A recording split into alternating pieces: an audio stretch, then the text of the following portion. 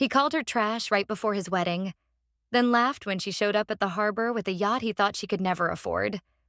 But what he didn't know, she owned it, every inch of it. This is the true story of a quiet sister they all ignored, until she turned the tide.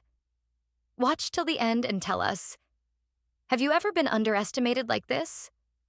I never asked to be the center of attention, just not the one cropped out of every frame. The clink of crystal glasses echoed through the dining room, muffled by velvet curtains and the hum of classical music barely audible beneath the voices.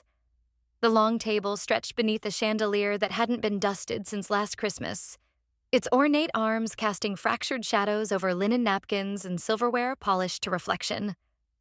Elena sat at the far end, 3 seats down from the center, where Daniel, her older brother, effortlessly held court. The dining room hadn't changed in years. Neither had the tone. Daniel was describing the chandeliers at the Rosewood Vineyard, his chosen venue for the wedding. Imported from Tuscany, he said, pausing to sip from his wineglass. They make the whole place glow like a Renaissance painting. Their mother gave a soft laugh. So tasteful. Classy, but not ostentatious. Like you, their father added, nudging Daniel with the same pride Elena remembered from his football games.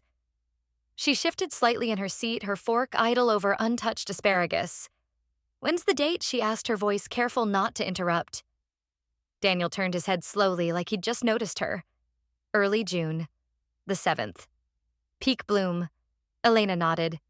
Sounds perfect. Who's coming? The pause was too long. Her mother busied herself with adjusting a napkin. Her father cleared his throat but didn't speak. Daniel gave a tight smile. Mostly friends from college, her family some professional contacts. Small but selective. And me? She said, forcing the smile that had become second nature.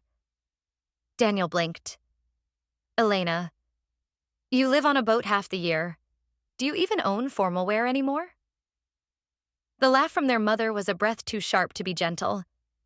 He doesn't mean that cruelly, sweetheart. It's just, the wedding is going to be elegant. Elevated. It's not exactly my scene. Elena finished. Her tone was even, but her fingers curled slightly under the table. Got it. It's not personal, Daniel said with the air of someone who had already rehearsed his justification. You've chosen your lifestyle, and I respect that. But it's not the image we're projecting. You understand, right? Their father offered a faint nod as if that settled it. Elena forced down the tightness in her chest. Sure. Her mother reached for her water. You're always somewhere far away, dear. Maybe you're not meant for events like this. No one mentioned that she had come back every April without fail for their anniversary dinners, that she sent postcards from every harbor, called on holidays, texted updates they never replied to. Daniel glanced at her wrist. Is that a new watch? She tucked her arm beneath the table. Just something I picked up. They moved on. Back to floral arrangements, to wine pairings, to whether or not swans would look tacky on the lake. Elena drifted through the rest of the meal like a ghost, present in form, but nowhere in spirit. Later, she walked down the hall that smelled faintly of cedar and dust. The framed family photos lined the corridor like curated memories. In one, Daniel in his prom tux, their parents beaming beside him. Another, from the Santorini cruise, Daniel front and center, their mother's arm curled tightly around his. Elena stood at the edge in that photo mid-turn, her smile just out of frame. In the printed version, she had been blurred, possibly cropped. Her bedroom door creaked open. The room had barely aged, but the air felt thinner. She turned on the desk lamp and stared at the half-open suitcase on the bed. Unzipping it, she reached beneath her folded clothes. A navy ribbon held together a scroll of thick parchment. She laid it flat across the bedspread. Blueprints, precise lines, cross-sections of a yacht, every corridor, every cabin, every calculated angle. And in the bottom corner, beneath an elegant crest, one word, Aurelia. She traced the letters with her finger. It wasn't just a vessel. It was the culmination of 4 years of quiet labor, anonymous investments, sleepless nights, and ports where no one asked what college she'd dropped out of. It was hers paid in full, registered in her name under a discreet shell company docked less than 20 miles away. She thought of her grandmother's voice rasped by salt air and tea, You don't need a seat at their table, you can build your own ship. Elena opened her suitcase in her childhood room and stared at the rolled-up design blueprint for a yacht named Aurelia. When my brother called me trash, I didn't feel anger, I felt clarity. The harbor outside Elena's window glowed faintly, boats rocking in quiet rhythm beneath the moon. Her apartment, a minimalist space with clean lines and warm wood, felt too still. Even the ticking wall clock seemed louder than usual. She sat on the floor beside the couch, barefoot phone in hand, thumb hesitating over the call history. Her reflection in the glass door stared back, expression unreadable, spine rigid. She pressed Daniel's name. 3 rings. Hello? His voice was clipped, annoyed. It's me. A pause. Elena, what time is it? I wanted to ask you, just plainly. She said, her voice low but steady. Why didn't you invite me? Daniel let out a breath. I already explained this. It's not personal. Cut the PR tone, Daniel. Just say it. He was silent for a beat. Then, you're a wanderer, Elena. A wild card. We've built something structured, refined. You showing up would feel off-brand. Off-brand, she repeated as if tasting rust. You live on a yacht. You write blog posts about sleeping in hammocks in Peru and eating from street vendors in Morocco. It's charming for Instagram. Not so much for a luxury wedding with clients and future in-laws. She didn't respond. He pushed on. Honestly, you're like trash at a luxury event. Doesn't matter if it's designer trash. It just doesn't belong. The words didn't strike, they hollowed, like stepping into a room and realizing it was empty of everything you thought you'd left behind. She didn't wait to hear more. The call ended in a single silent swipe. The apartment didn't echo. It absorbed her pain quietly like it had done before. She leaned back against the wall, her knees pulled close, and let the tears fall in silence. They came slowly, almost lazily, not from shock, but confirmation. This wasn't sudden, it was inevitable.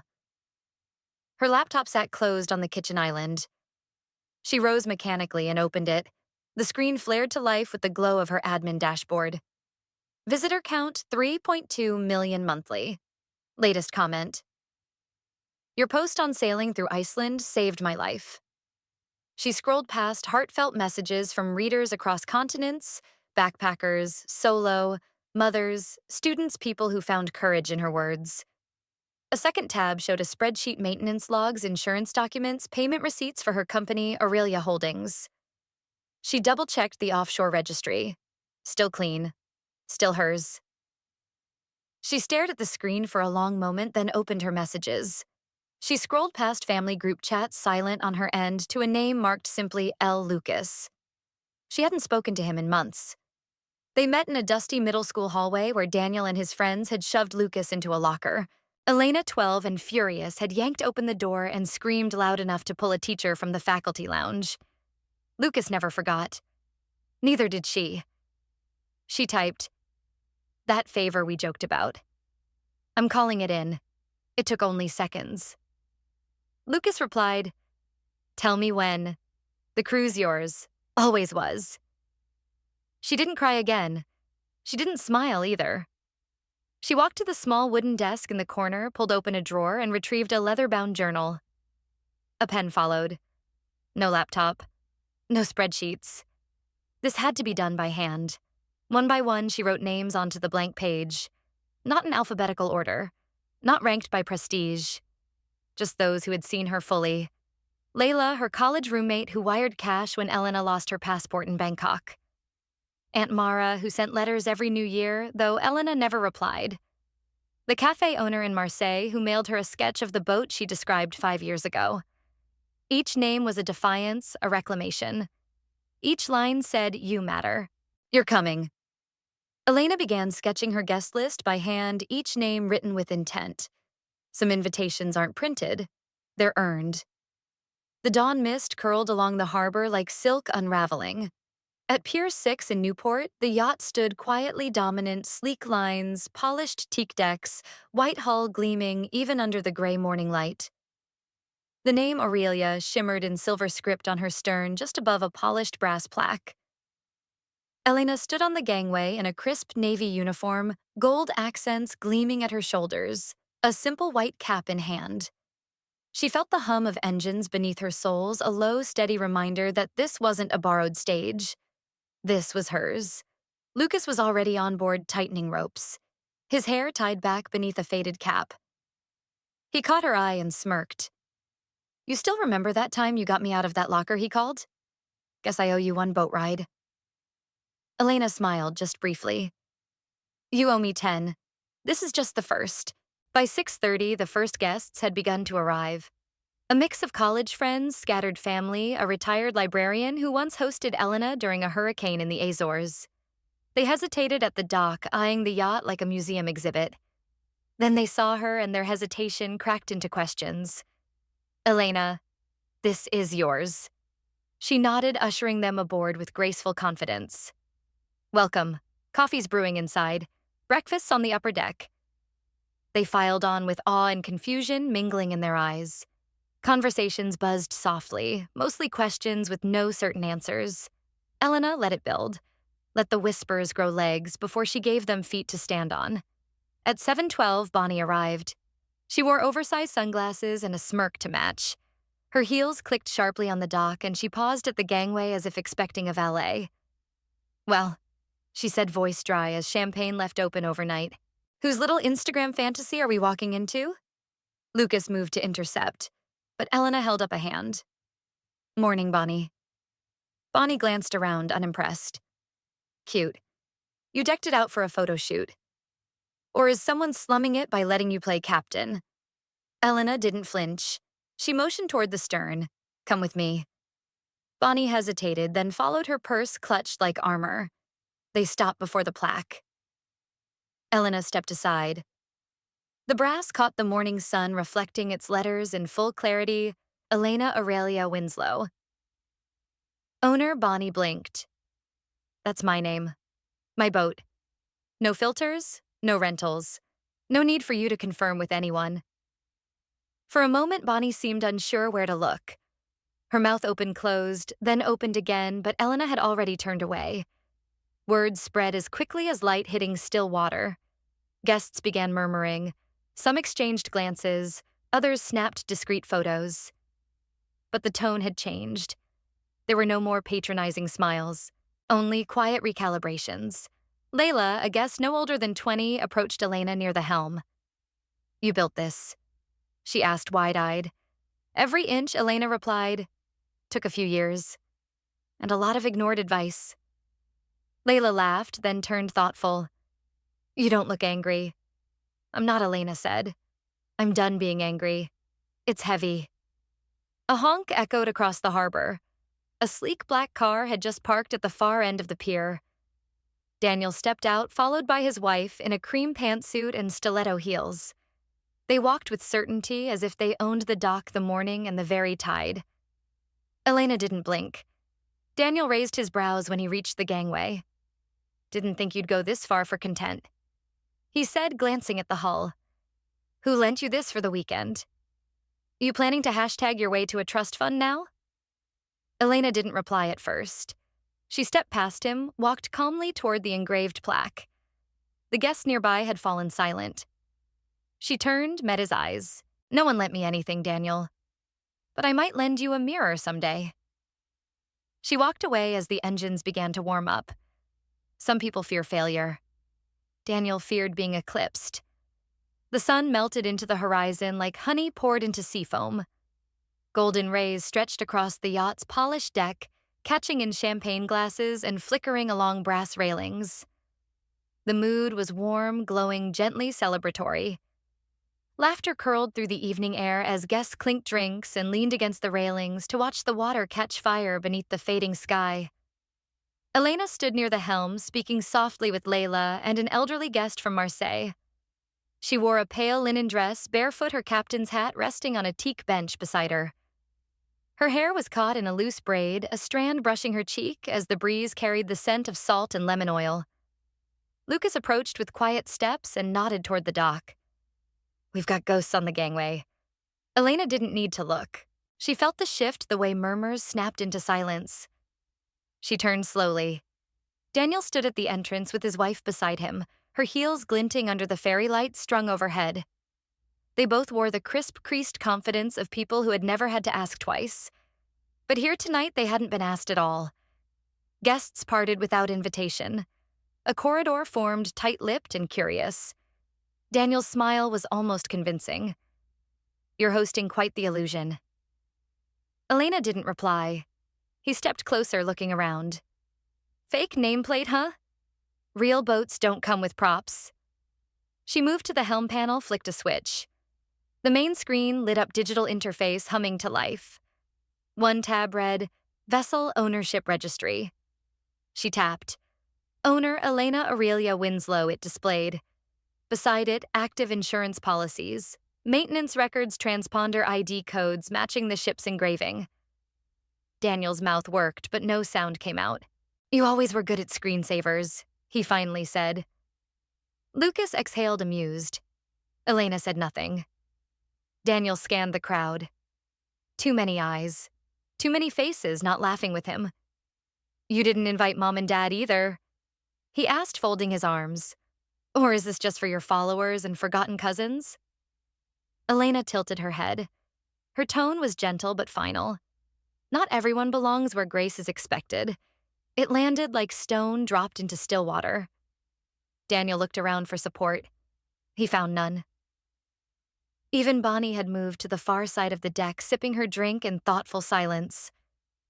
One guest leaned toward another, whispering, "She built this herself, you know." His wife shifted beside him, clearly regretting the entrance. Daniel's frustration began to crack his composure. "This is ridiculous," he muttered, but no one reached to soothe him. No one chased. Elena turned back toward the helm and adjusted a dial. "Lucas, adjust our route. Let's catch more wind heading south." Daniel hovered a moment longer, then turned sharply and descended the gangway steps, loud and uneven. At the far end of the dock, just before disappearing behind a parked golf cart, he passed his parents. They had come quietly, unannounced, perhaps just to watch. His mother looked at him with an expression unreadable until she spoke. "She's different now," she said softly. "And we're no longer in her world." Daniel didn't answer. He walked faster. Back on deck, twilight wrapped the yacht in cool silver. Guests settled into cushions, conversation warming again. Elena leaned on the railing, eyes on the tide. Lucas brought her a small envelope, aged and worn handwriting familiar. She took it in silence. Her grandmother's letter, folded years ago, unopened since the day she left for Morocco. Elena ran a thumb along the edges, then opened it slowly. "You don't owe anyone proof, darling girl. But if the sea ever grants you a stage, don't be afraid to let the quiet speak." She folded the letter again, kissed it lightly, and held it over the edge. A gust caught her hair as she let go. The paper spiraled once, then touched the surface of the water and vanished. The stars blinked into view. She closed her eyes, not with pain, but something deeper. Something free. She whispered just loud enough for herself. "You didn't break me. You built the storm that taught me how to sail. Not everyone who gets erased stays erased. Some return, with their own ship." The ocean breathed beneath them, steady calm, endless. Stars pierced the velvet sky like silver threads, casting soft light over the deck. Gentle waves lapped the hull, a lullaby against steel. Inside the yacht's lounge, golden lamplight flickered off glassware and faces full of warmth and quiet revolution. The room wasn't lavish, but intentional. Velvet cushions, hand-carved side tables, a wall of framed maps etched with Elena's travel routes, each line a memory, a defiance, a claim. Jazz hummed softly from the corner speakers, wrapping around the conversation like a well-worn scarf. Lucas stood with a glass of dark rum arm resting casually against the edge of a bookshelf. He tapped the rim twice, gathering the room's attention without force. To those who once sat at the kids' table, he said, raising his glass, "Now we build our own damn banquet." Laughter broke out, some full-bellied, others small and almost startled, but all real. Layla, seated cross-legged on a cushion beside the coffee table, looked around, eyes wide, cheeks flushed. "I always thought, to matter I had to become someone else. Someone shinier, like a version of me my parents could brag about." "You already shine." Elena said, voice low but firm. You don't need permission to be valid. Just proof you believe in yourself. The words settled into the room like the tide at high moon. Juno, perched near the sliding deck door, nodded slowly. Same. When I started the company, no one would fund a solo Latina coder. Elena invested before I had even printed pitch decks. Elena waved a hand gently. You had code. You had fire. That was enough. Lucas leaned forward. I haven't told this story in years, but back in middle school, I was the weird kid. Skinny, twitchy, bookish. One day, Daniel and his crew shoved me in a locker and left me for half a class period. A hush. And Elena found me. Kicked the door so hard it broke the hinge. Then walked straight into the principal's office and got detention on purpose so she could glare at them the whole time. A ripple of applause rose, surprised, delighted. Someone whistled. She never mentioned it again. Lucas added, glancing at her.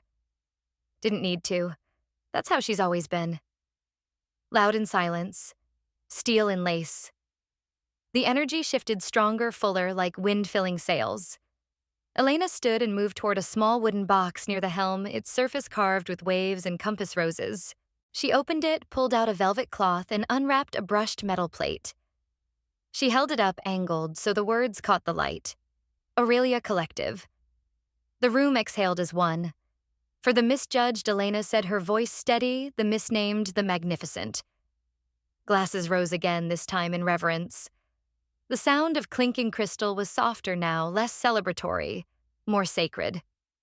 The old nameplate had been unscrewed an hour before and set aside in a drawer. The new one waited to be mounted in the morning, but its presence already hung in the room like a star reborn. The group fell into easy rhythm conversations, shared memories, silent nods across space that didn't need filling. Later, as the gathering thinned, a man in his 40s, balding quiet, one of Elena's earliest subscribers, approached her near the helm. He hesitated, then said, You should lead more than this ship. Some of us would follow you anywhere. She didn't reply immediately, just turned her gaze back to the ocean where stars kissed the horizon and waves waited for no one. They didn't give me a seat at their table. So I built one, with an engine. The sun broke over the horizon in slow, deliberate gold. It bled across the surface of the sea, lighting every ripple like liquid fire. The yacht floated steady, anchored in serenity after the storm of memory and reckoning. Seagulls wheeled above the mast, calling the morning awake. Elena stood at the captain's helm, hands resting on the polished wheel. The quiet was no longer empty. It was full.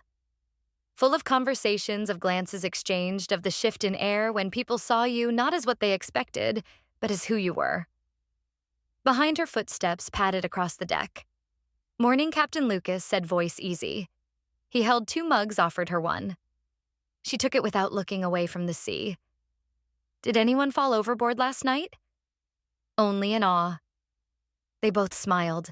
On the lower deck, guests moved slowly, some with duffels slung over shoulders, others lingering by the railing. A few hugged her goodbye, not with the distance of politeness, but with the closeness of shared knowing. Others simply nodded, and that was enough. Layla approached a little hesitant. She wore a sun hat slightly too big and carried a small messenger bag that swung awkwardly at her hip. I'm staying. If that's... Okay, she said. Elena reached into the drawer by the helm and pulled out a leather-bound manual. It was thick, well-worn corners, frayed like it had braved storms of more than just weather. She handed it to Layla. This isn't a rule book. Just what I learned the hard way. Layla's hands trembled slightly as she took it. Are there tests? There's only one, Elena said. You don't quit when they tell you you're not enough. Layla nodded, biting her lip. Then I won't. Lucas leaned against the railing, watching the waves. What's next? Elena looked out to where the sky met the sea, where the line between them blurred so beautifully it became promise. I'm not steering toward revenge, she said. I'm steering toward freedom. He grinned. Always like that about you. You don't burn bridges. You build boats. Elena stepped below deck briefly and returned with her tablet. She sat beside the helm and opened her email. One message had slipped past her filters, flagged as unverified, unsigned, except for a single name, Mia, age 12. She tapped to open. Dear Ms. Elena, I read your blog and saw the boat and the photos. I don't know how to say this, but I have no one. But I want to become someone. Will you teach me? I'm scared of water. But I'm more scared of never learning to swim. Please write back, even if the answer's no. Mia. Elena read it aloud, voice steady. When she finished, she didn't say anything for a long moment. She closed the tablet and set it aside. Then she walked to the bow. The wind had risen gentle but strong, brushing her hair back as if the sky itself had fingers. Her dress danced around her knees. She could feel the pull of the tide, the endless invitation. Behind her, Lucas began to raise the anchor. Layla stood ready by the controls manual pressed to her chest. Elena inhaled the salt air, smiled. They called me trash, she said to the horizon, but the tide only carries what floats. And the Aurelia turned out to see sails, swelling, slicing forward into the morning that waited with open arms. The girl they dismissed had never needed their approval, only to see her own compass, and the courage to steer through storms they never saw coming. In the silence after betrayal, she built not just a vessel, but a vision, one that carried others like her toward belonging. Justice, though uninvited, arrived on schedule, subtle, undeniable, and lasting. Like the tide, truth doesn't rush, but it never forgets. Because in the end, those cast aside don't vanish, they rise.